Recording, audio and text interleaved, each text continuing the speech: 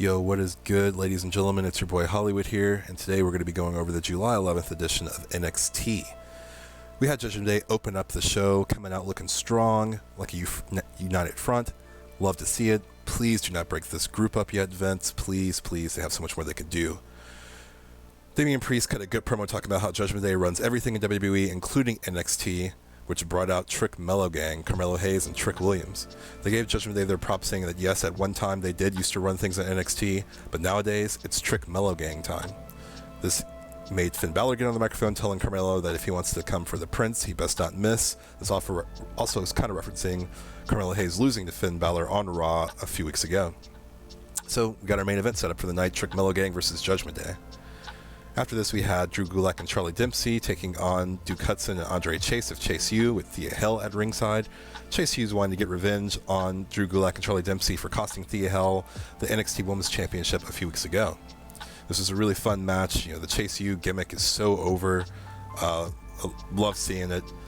Love the technical work of Charlie Dempsey and Drew Gulak. In the end, Drew Gulak was trying to do some shenanigans, which were neutralized by Thea Hell locking in a good-looking Kimura lock, and she was able to help Chase U pick up the victory and get a measure of revenge. After this, we had Cora Jade taking on Kalani Jordan. And Kalani Jordan, this was a really good match. Kalani Jordan looks great. You know, this is only her second match on the main show of NXT, and she can definitely go. She's got great offense, especially offense for being a babyface. She had Dana Brooke at ringside with her, because Dana Brooke is mentoring her on screen.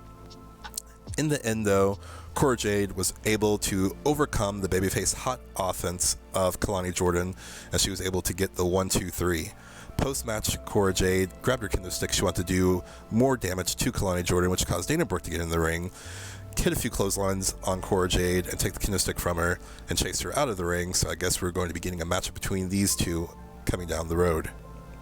After this, we had Badass Bron Breakker versus Ilja Dragunov in a number one contendership match for the NXT Men's Championship at the Great American Bash. And speaking of Bash, man, this was a hard-hitting matchup. This was really, really good. Lots of high-impact offense from both men. There was multiple times that I thought the match was going to be over. Great near-fall spots.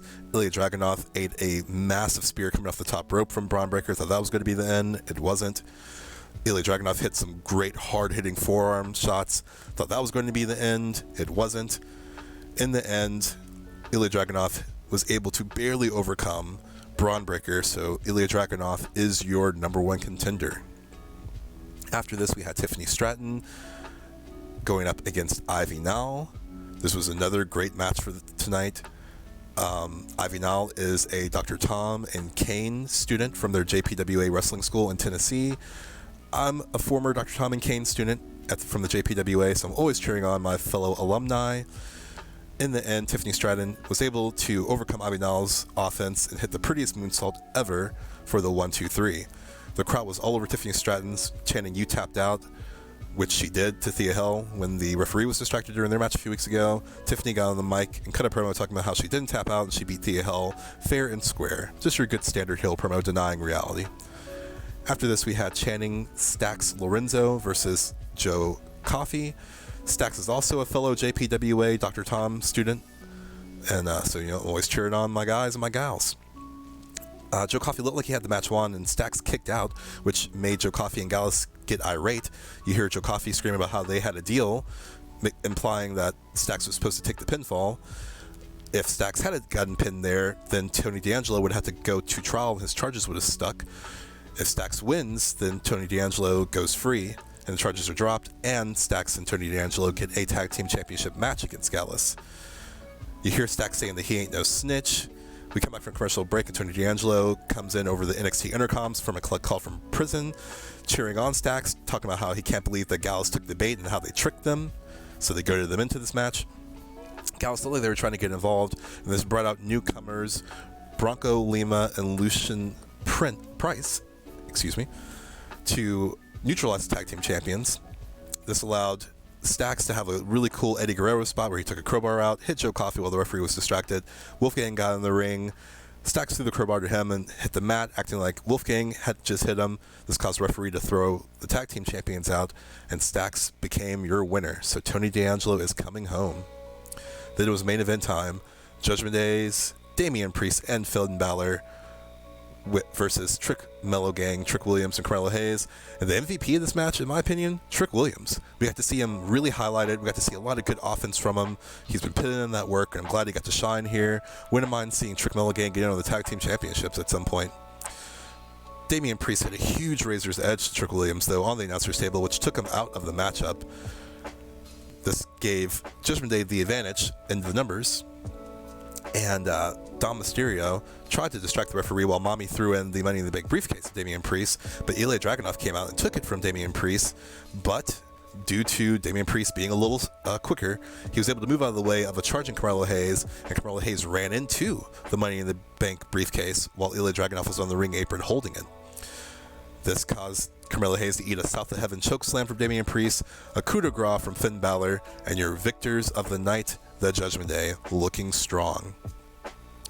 Carmelo Hayes and Ilja Dragunov argued after the match. Carmelo Hayes was telling Ilja Dragunov that he had the match and for Ilja to stay out of his business.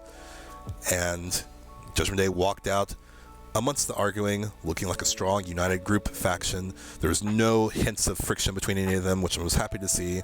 But yeah, this was a great episode of NXT. We also had backstage segment between Rhea Ripley and Dominic Mysterio and Wes Lee. Mommy telling Wesley that Dom wants to get a shot at the NXT North American Championship, and Dominic saying that, you know, since Wesley loves the whole open challenges, that he must not be a fighting champion if he doesn't want to face Dom Mysterio. Wesley was ready to go right then and right there, but Dom said, nah, he'll take him up on the challenge next week.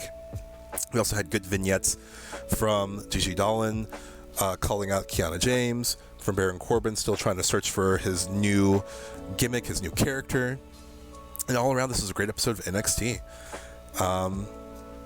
Let us know down in the comments what you thought of this episode of NXT and what you're looking forward to with the Great American Bash. Hit the like button if you enjoyed the video. Smash that subscribe button because we are doing a giveaway for a $100 Amazon gift card when we hit 100 subs here at the channel. And until next time, I am out of here.